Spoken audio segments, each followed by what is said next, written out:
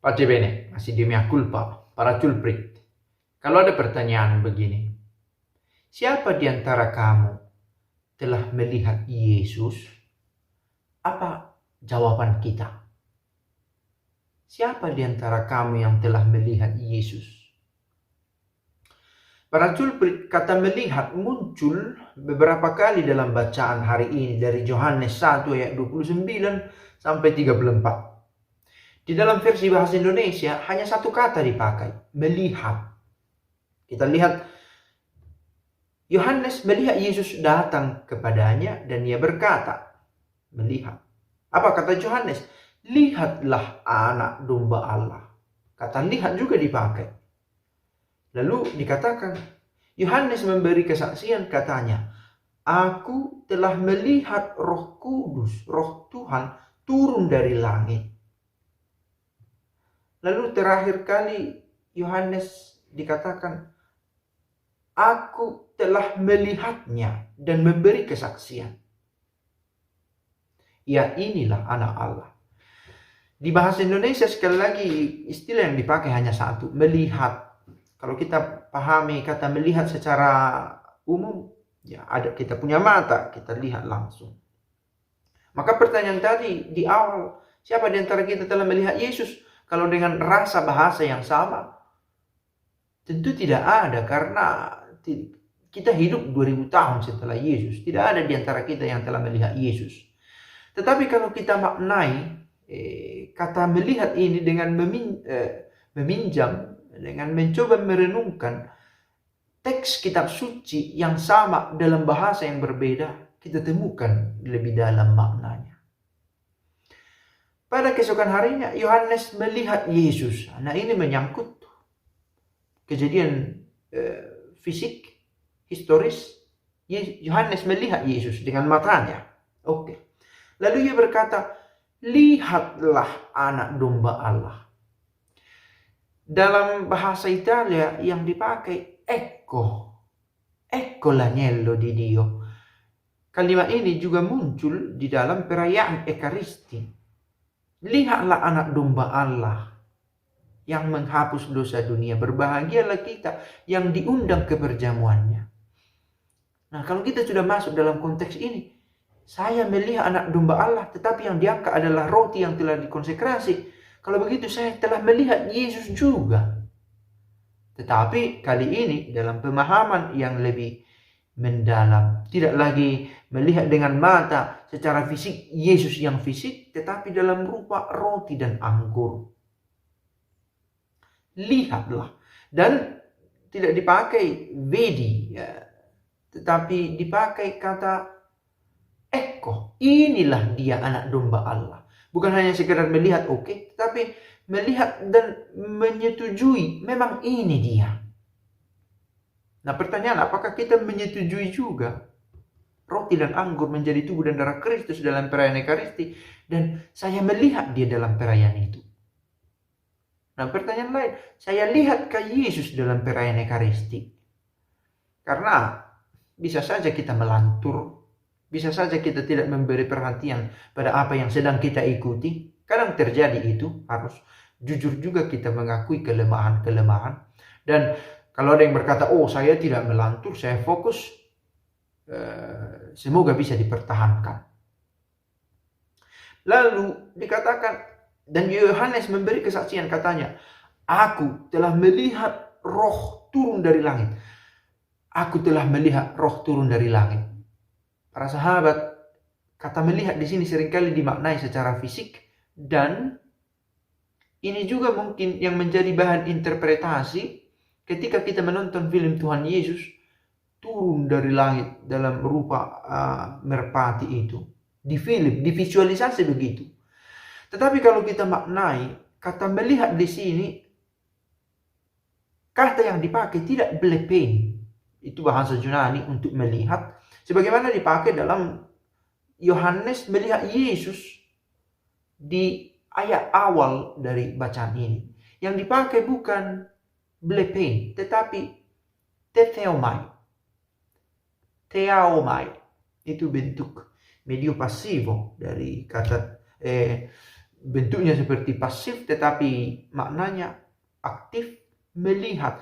Tetapi harus dipahami kata theomai, melihat itu konmera video, dengan rasa kagum, dengan penuh kekaguman, rasa luar biasa. Yang menarik, bahasa yang dipakai di bahasa Italia, "Ho contemplato", aku telah merenungkan bahwa roh Tuhan turun dari langit seperti merpati. Ini kata kunci yang menarik untuk saya. Aku merenungkan. Orang yang merenung melihat roh Tuhan turun dari langit. Kurang-kurangnya Yohanes Pembaptis begitu. Orang yang merenung, dalam hal ini Yohanes Pembaptis, melihat roh turun dari langit seperti merpati, dan merpati ini tinggal di atasnya. Orang yang merenungkan Yesus dalam hidupnya menemukan Yesus sebagai Allah, yang di dalamnya ditemukan Allah sendiri. Tidak cukup hanya mengetahui, tidak cukup hanya melihat secara fisik. Seperti kalimat pertama, Yohanes melihat Yesus datang kepadanya. Melihat. Kita melihat pilihan Tuhan Yesus, kita melihat kitab suci. Tetapi merenungkan dalam hal ini, theomai, aku merenungkan, melihat dengan penuh rasa luar biasa. Nah, ini pertanyaan mendasarnya tadi. Siapa di antara kita telah melihat Yesus? Tentu melihat secara fisik sudah berlalu, tidak lagi. Tetapi siapa di antara kita merenungkan kehadiran Yesus? Ini pertanyaan besar untuk semua orang. Untuk semua orang. Bukan jaminan kalau ada pastor, dia berkhotbah-khotbah. Selalu saya katakan ini, mengapa saya tarik ke pastor? Karena saya pastor dan saya menemukan kelemahan-kelemahan juga ketika tidak sanggup melihat Yesus dalam kegiatan sehari-hari, dalam apa yang saya baca, dalam apa yang saya temukan. Oke? Tidak selalu melihat, tidak selalu mengkontemplasikan. Oh, contemplato, aku telah merenungkan. Merenung dikatakan. Contemplum, bersama dengan tempat yang hening. Di tempat yang hening saya mencoba merenungkan, melihat Yesus itu. Satu kata, saya pikir ini kata yang sangat mendalam, yang kita tidak dengan langsung dengan cepat kita temukan dalam teks bahasa Indonesia kita. Theomai, theomai, bentuk perfecto, yang dikatakan hanya sekali muncul dalam perjanjian baru atau perjanjian lama. Perjanjian baru tentu karena ditulis dalam bahasa Yunani. Theomai, aku telah melihat dengan merenungkannya. Bukan kiranya kita tidak jatuh lagi pada visualisasi, ada merpati turun. Itu divisualisasi, tetapi aku telah merenungkan bahwa memang dalam diri Yesus itu kutemukan Allah, sebab roh Allah ada padanya. Kekaguman ini saya yakin akan mengubah banyak hal dalam hidup kita. Hendak mau kita bawa ke berimanan kita. Apakah aku telah melihat Yesus? Nah, lalu kalau saya sudah melihat, kalau saya sudah merenungkan, apa efeknya? Yang terakhir, dan aku telah melihatnya dan memberi kesaksian. Yang telah melihat, memberi kesaksian. Siapa yang bisa bersaksi? Dia yang telah melihat. Siapa yang bisa berbicara tentang Yesus? Dia yang telah merenungkan Yesus. Apa isi kesaksiannya? Ya, inilah anak Allah. Sekarang ini, apakah orang masih banyak berbicara tentang Yesus sebagai anak Allah? Dan tidak berhenti dalam teori itu, benar-benar mendalaminya. Bila tidak, jangan-jangan itu terjadi karena tidak theomai, saya tidak telah merenungkan Allah. Saya tidak telah mengalaminya secara pribadi dengan penuh keluar biasaan dalam hati.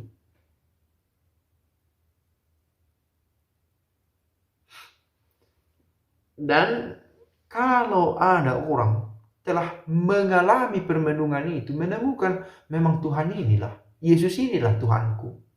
Dialah yang berbicara, yang memberi kesaksian dengan berkata, "Ia inilah anak Allah." Nah, semoga kita juga terdorong oleh pertanyaan di awal tadi, kita juga mengalami, melihat, merenungkan siapa Yesus itu.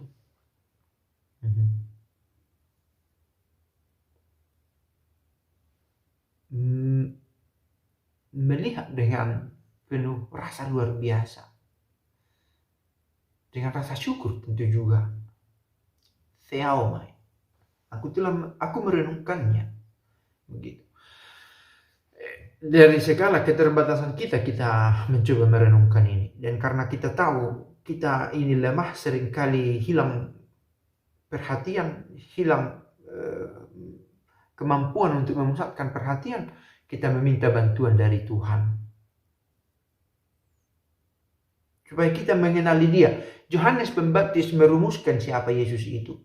"Aku tidak mengenalnya, tetapi Dia yang mengutus aku untuk membaptis dengan air telah berkata kepadaku, jikalau engkau melihat roh itu turun ke atas seseorang dan tinggal di atasnya, dialah itu yang akan membaptis dengan Roh Kudus." Kalau kau telah melihat, baru kau tahu. Kalau kau telah merenungkan, baru kau tahu siapa Dia. Jangan-jangan siapa Yesus itu bagi hidup kita bisa kita alami lebih lagi kalau kita renungkan siapa Dia, mengkontemplasikannya, membawa Dia dalam puri batin kita, dalam keheningan kita.